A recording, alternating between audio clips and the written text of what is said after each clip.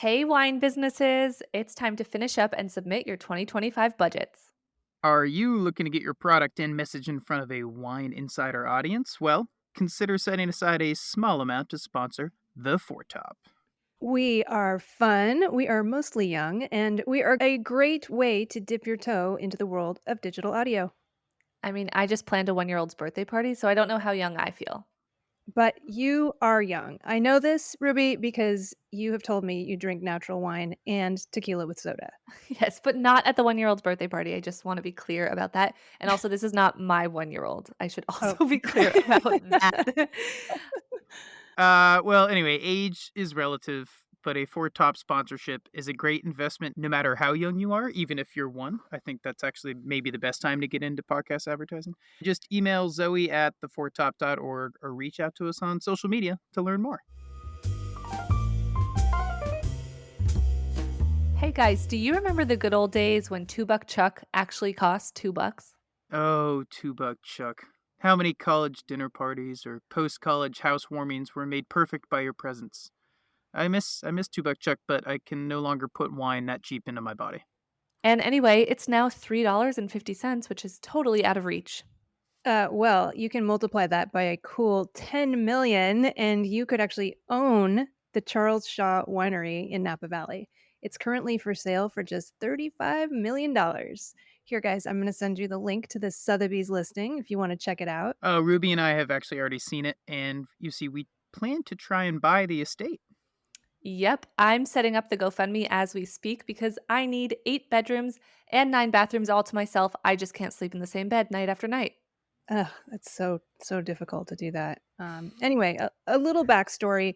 Back in 1990, the original Charles Shaw Winery filed for bankruptcy, and a couple named Ellen and John Benish bought the estate, and they renamed it Benissere Vineyards. So anyway, I sent you this link. This is the estate that's for sale. Apparently, you've already checked it out, and you're going to buy it. Looks like they focus on Italian grape varieties, and it's funny. I'm looking at the history section of their website, and they seem to have left the Charles Shaw part out of their winery's history. I wonder why. Yeah, interesting. They don't mention that the bagged wine legend himself, Fred Franzia, acquired the Charles Shaw brand back in 1995 and then started selling wines for $2 a bottle.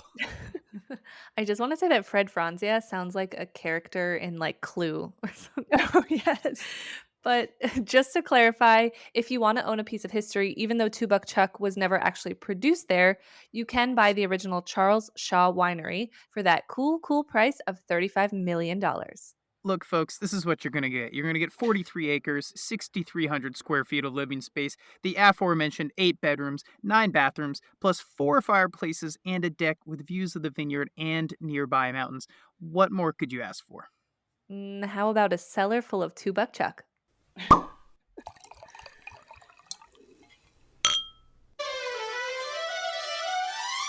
A major producer drops glass weight. Gen Z wants a no ABV party. 'Tis the season for best wines lists. And we phone a friend in France to discuss levies out of London. All this and more on your favorite wine news podcast, The Four Top. I am Catherine Cole here with Ruby Welkovich and Nick Toole.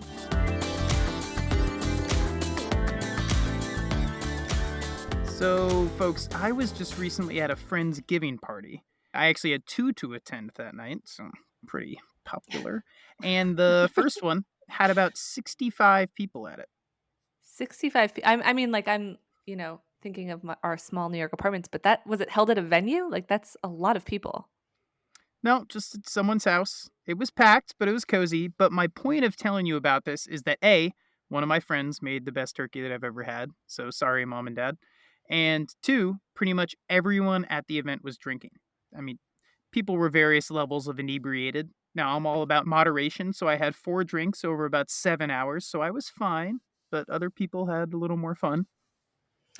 So, Nick, what you have for us today is a story about how you did not get wasted last weekend. And I guess also you wanted to let us know that you have a lot of friends. Yes, 65. No, I'm sorry. I lost the plot a little bit.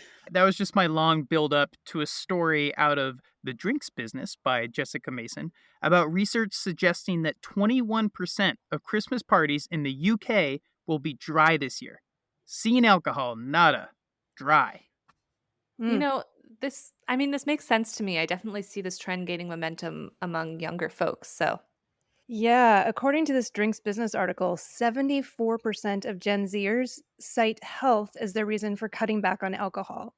So when workplaces are planning their holiday celebrations, they're responding to that by having fun, inclusive alternatives such as, quote, creative mocktails and artisanal sodas.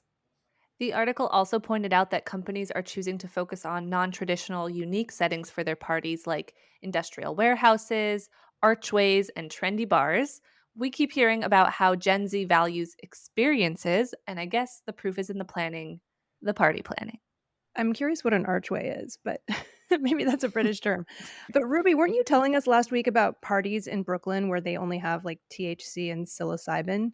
I mean, I'm thinking about this. Like, people already do really embarrassing things once a year with their coworkers when they drink too much at holiday parties. So, like, could it be even worse if there's no alcohol because people might resort to something else?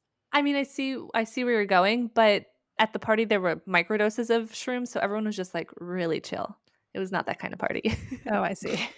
Back to the alcohol, guys. I found it interesting to read that while the volume of alcohol is expected to be lower at the holiday parties, the drinks budgets have gone up by about 9.4% on average. So maybe there will be less to sip, but it will be higher quality stuff.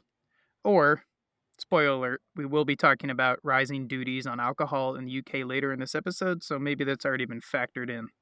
Hmm. And at some point I really want to talk about how expensive mocktails are because that is a soapbox I will stand on. Ooh. We can save it for another episode. Ooh, upcoming episode. Well, 'tis the season. It's that time of year again. Oh, I know. I'm already hearing those intolerable Christmas jingles everywhere I go, and I cannot deal. Okay, Grinch. I think that Nick was talking about the wine listicle season. Oh, yeah, that's right. Catherine, it's wine listicle season. Come on. Yeah, as we're recording this, the Wine Spectator Top 100 list dropped today. Plus, just a few days ago, we got Wine Enthusiast Wine Star Award nominees and VinePair's 50 Best Wines list. And I'm sure there are a bunch more out there. And don't forget Wine Searcher's list of the most expensive wines of the year. That came out last month, but everybody's been looking at it. That's right. Cheers to Madame Lalubie's Leroy for making the most expensive wine of 2024. Remember, I think it was late last year, we reported on how she told Le Figaro that natural wine is bullshit. That does not seem to have impacted her sales. Her wines occupy 5 of the top 10 spots in the list of most expensive wines. Oof. I love this for Burgundy. I love this for Madame Leroy. And Ruby, I might be a little old to be saying this, but do you think Madame maybe has some brat energy? Yeah, Lalou is Brat, no question about it. Are there any surprises on the Wine Enthusiast Wine Star Awards nominee list this year? Hmm. I see quite a few past 4 top guests. We got Jason Haas of Topless Creek, Jean-Charles Boisset of the Boisset Collection, Philippe Andre of Folio Fine Wine Partners, so some alums on there. Yeah, it's always fun to see people celebrated, and we'll have to see who actually wins the award, but some exciting nominations there. And of course, if we're talking wine listicles, the big kahuna, as I think Ruby mentioned, we're recording on Monday, and Wine Spectator's top 100 list just dropped as we're recording. I'm excited to see Domaine Drouin's Rose Rock Pinot Noir. That's a local wine here in the Willamette Valley. It's occupying the number 6 spot. And it's nice to see that this is a relatively affordable list. There's a $26 Sauvignon Blanc in the top 10. This is making me think that the Four Top needs to release an end of year list, but only if places send us samples, maybe? I wanna know what the most brat wines of 2024 were. So maybe that's a list too. What do you think, Ruby? I love that. So last week we phoned a friend about Trump's tariffs, and the next thing you know, we see a story out of the UK about an upcoming duty hike on wine. Right. So this week, we're going to call across the pond to find out how European and UK wine trade folks are fighting those major looming wine duties. They have started a campaign called hashtag cap the wine tax. So let's phone a friend. How about we call Gavin Quinney, a wine grower in Bordeaux? Sounds like a plan. Let's give Gavin a call. Beep boop boop boop beep boop boop boop boop. Gavin Quinney, welcome to the Foretop. Tell us where you are right now and what you do. I'm at the farmhouse on the estate of Chateau Berduc, which is a vineyard and a chateau, a beautiful estate outside Bordeaux. And we grow our own vines and we make white, red, rosé, and sparkling wines. And we've been here 25 years, so quite a long time. I'm going to guess from your accent that you perhaps export a lot of your wine to the UK. Yes, yeah, quite a lot of wine to the UK. So, here in the US, we are very nervous because we have a new president coming in who has been threatening tariffs. And so, we've been kind of interested in the situation for folks who are exporting wine to the UK because they have had some duties levied, correct? So in the UK, we had a budget recently with the new Labour government. It went from a Conservative government after 14 years. And the Prime Minister, you remember, was a guy called Rishi Sunak. Hmm. Mhm. He set out to totally change the way that wine was taxed back in 2021 when he was Chancellor of the Exchequer before he became Prime Minister. And then he carried that through. And in August 2023, there was a big change of the way that things were taxed. And then there's going to be a further change on February the 1st. There's going to be the more dramatic change. And we were hoping in the wine trade that the Rishi Sunak plan to change tax on wine was going to be canned or part shelved, but that's not the case. So that's why people like Tim Mm. Atkin and Jancis Robinson set out in their newsletters that we should really let the politicians know that we're really not happy about this. It's a really, really bad policy. Do you mind just touching on what the policy is and what we're looking at in terms of a change of duty on wine? Sure, sure. The UK has always charged quite a lot of duty on wine compared to our European friends and partners. But what's the fundamental change that Rishi Sunak, who is a teetotaler, by the way, he was looking for Huh. benefits of Brexit. So what he Mm. did was say, let's simplify this. And I suppose if you're a teetotaler, you might think this is simplifying it by taxing it on the level of alcohol. But of course, it's not simplifying it at all. And what they did was sort of kick the can down the road because most wine in the UK fits between 11.5 and 14% alcohol. And they said, okay, well, rather than implement that strategy to tax it on the exact level of alcohol by the label, let's have a temporary fixed rate for those wines. And we'll bring in the new system completely on the 1st of February 2025. So now, wine from the 1st of February next year, that temporary fixed rate is going to be replaced by actually 30 bands of duty, different bands of duty for every decimal point. But also, what's happened is the duty's gone up. So, what it really means to consumers is if you like your Napa, your Australian Shiraz, your Southern Rhone, or your Bordeaux, or whatever from a ripe vintage, if you're drinking wines of 13.5% upwards, you're going to be taxed quite heavily. The higher the alcohol, the higher the duty. To give you a figure, at 13.5%, the duty is going up to £3 a bottle. Now, that in dollars, I Wow. think is $3.80, Yeah. which Wow. part of your cost on top of your shipping, your logistics, your delivery, your retailing, your margins, everything else. It's a huge cost. It really is a Yeah. huge cost. Will people start watering down their wines before they export them? Well, it's going to be taxed on the level of alcohol on the label, and there's actually going to be very little policing of it. So there's going to be a certain degree of honesty required with this. But Right. Mm. I mean, imagine you're trying to do a shipment now from different smaller producers. Some of the wines are at 11 and a half, some at 13, some at 14.5, whatever it is. And then you've got all that paperwork and different levels of duty, which then change for every vintage. It's crazy for the trade. This is going to really dramatically affect choice because supermarkets and certainly wine merchants are going to have to reduce their portfolio. I don't think there's any winners in this. I bet the farmhouse that I'm sitting in on the fact that duty receipts for the Treasury, for the government, will be lower as a result.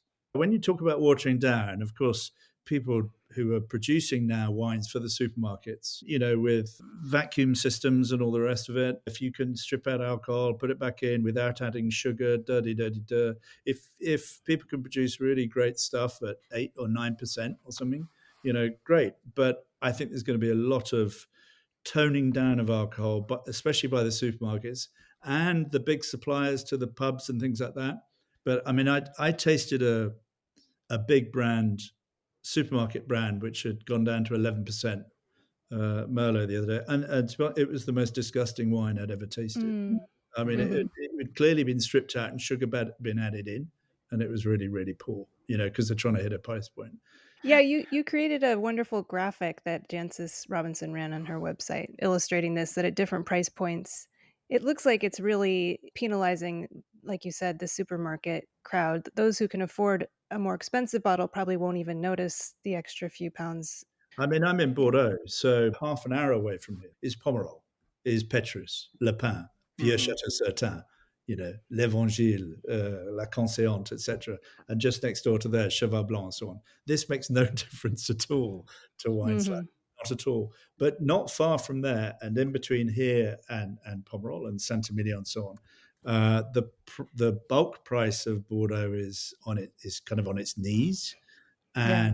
and I just think the danger is that the buying trend is going to be for trying to find lower alcohol, something a bit not necessarily watered down, but lower alcohol, weaker vintage wines, things like that, and then put out there.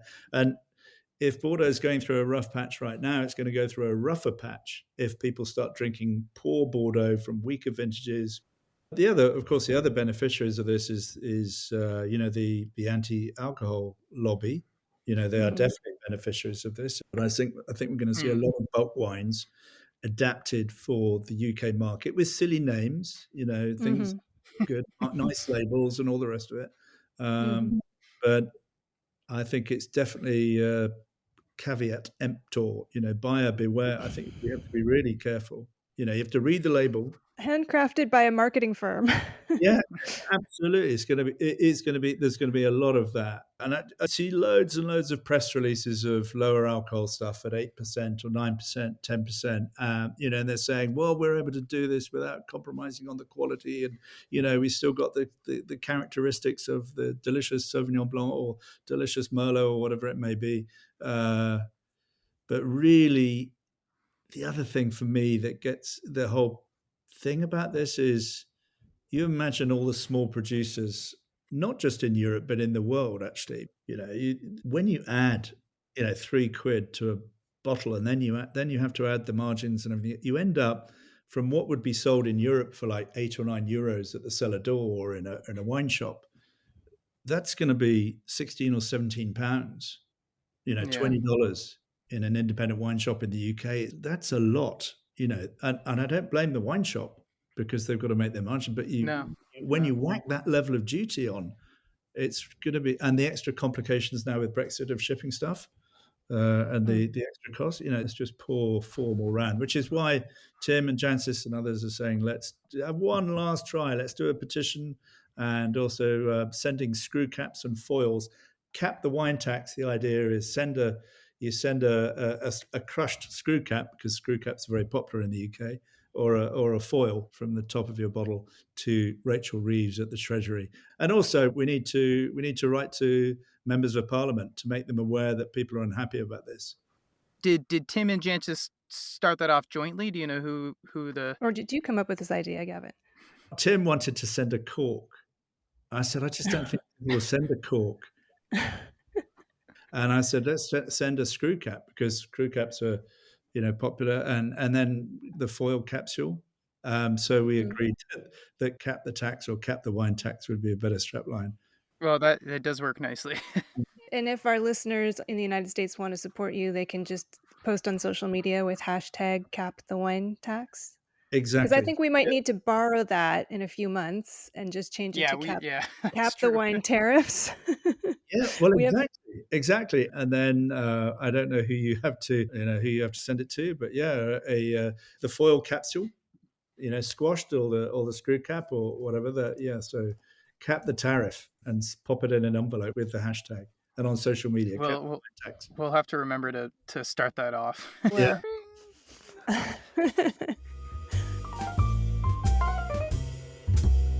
We're wrapping things up with a sustainability report. Oh, wow. What you got for us, Nick? All right, drum roll, please. Concha y Toro is the largest wine producer to date to join the Bottle Weight Accord. So, based out of Chile, Concha y Toro is the largest wine producer in South America and one of the 10 largest producers in the world. So, this is a big move. Yes, and let's give our listeners a bit of a background. The Bottle Weight Accord is an initiative launched in 2023 by the Sustainable Wine Roundtable that requires their participants to commit to reducing the average weight of their 750 milliliter wine bottles to below 420 grams by the end of 2026. That is pretty impressive. And we should point out that that is still wine, not sparkling. We all know sparkling wine needs a little more bottle weight, bottle strength. And this is really important, this initiative, because roughly half of the carbon impact of wine can be attributed to the bottle. That is a lot. It is fantastic that Concha y Toro has joined this initiative. They produce roughly 384 million bottles, or about 32 million cases per year. So that's a lot of opportunity to cut back on emissions. That is a lot of wine. I just checked out the Sustainable Wine Roundtable's website, and it looks like they have 7 pages of members listed. So, hey, wineries and wine associations, get on this train because it is chugging along. And if you are listening in the Pacific Northwest, I'm going to do a little bit of log rolling because it doesn't matter what you sign or what organization you're a part of, just get that bottle weight down. And, here in the Pacific Northwest, you can just join LIVE. That's low input viticulture and enology, your friendly local sustainability certification. I'm on the board, so I just have to. Have to get you all excited about this. We don't just certify vineyards, we also certify wineries. And reasonable bottle weights are part of the pledge that our wineries make to consumers that the products they are purchasing are sustainable. Join the movement. Join the movement. So, guys, we also need to throw out a question of the week to our listeners. And, we've got a holiday coming up as we're recording this. So, I guess we should ask our listeners, what will you be pouring on Thanksgiving? Or if you're listening after Thanksgiving, what was the wine that you enjoyed most? Yes, looking forward to sharing those wines in next week's episode. I'm also curious what the brat wine of 2024 is. So we'll ask that question as well, put it up in a separate post. But yeah, what's the coolest wine that you've had this year? Something maybe a little more shocking. We'll see. So it's time for this week's dessert course, and our friend Gavin Quinney is going to give us his dessert course. Before we started recording, Gavin learned that here in the United States, we usually have cheese before dinner, and he was so appalled that we asked him to give us his dessert course and explain to us the proper way to sequence a meal involving cheese. So here's Gavin telling us when to eat our cheese and what to eat it with. Yeah, so in the States, if you have cheese before dinner, before supper, before a meal, that is a really odd way around for doing it. I mean, the Laughing French, at your the facial French expression. French would not understand that at all. In England, actually, you have cheese right at the end if you're going to have both the dessert and cheese. Whereas I am completely convinced that the French way is better, which is you have cheese after the main course, and then you have a dessert. If there's a good mousse au chocolat, a chocolate mousse, that for me would be a very simple, delicious dessert to finish off the meal. But that's after the cheese, by which time you've probably eaten too much anyway. But So your recommendation is dinner, cheese, and then chocolate mousse for dessert to cap it all off? And actually, if you can, have a nice bottle of Sauterne with your cheese and your dessert, if you can. This has been the Four Top Podcast. I am our executive producer, Catherine Cole. I'm our producer, Nick Toole. I'm media and design manager Ruby Welkovich. Kaylin King is the composer and performer of our theme music. Hey y'all, this week we are asking you to do something different. Please share your favorite Four Top episode with a friend. Yes, this helps our algorithm. You can grab the episode link from your favorite podcast platform or from our website at theforetop.org. Well, from the MLBL fan club, this is Catherine signing out. And if you're wondering what that is, that's the Madame Lalou Bise Leroy fan club. She's Brad. I was about to ask. From the coveted #1 spot of Wine Spectator's best podcasters list, this is Nick signing out. And from the land of creative mocktails and artisanal sodas, this is Ruby signing out. Stay safe out there, and thanks for listening.